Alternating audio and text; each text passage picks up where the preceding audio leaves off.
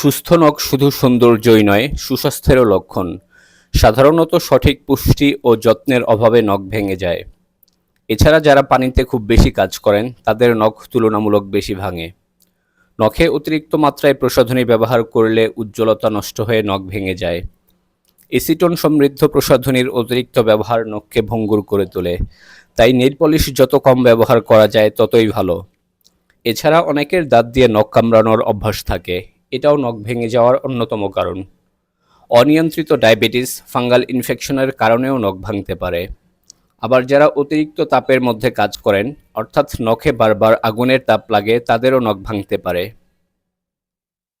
নখ ভালো রাখতে সব ধরনের মৌসুমী শাকসবজি, ফল খেতে হবে।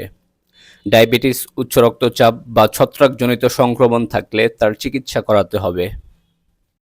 যাদের অতিরিক্ত হাত ধুতে হয়, তাদের হ্যান্ড গ্লাভস ব্যবহার করতে হবে। ভিটামিন ডির অভাবে নখ, চুল, হাড়, দাঁত দুর্বল হয়ে যায়। তাই নিয়ম করে রোদে থাকতে হবে।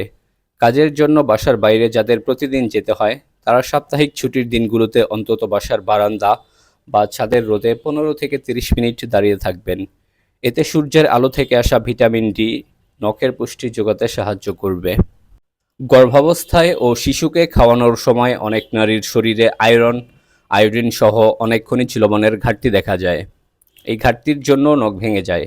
গর্ভাবস্থার শুরু থেকে সন্তান বড় হওয়া পর্যন্ত একজন নারীকে পুষ্টিকর খাবার খেতে হবে।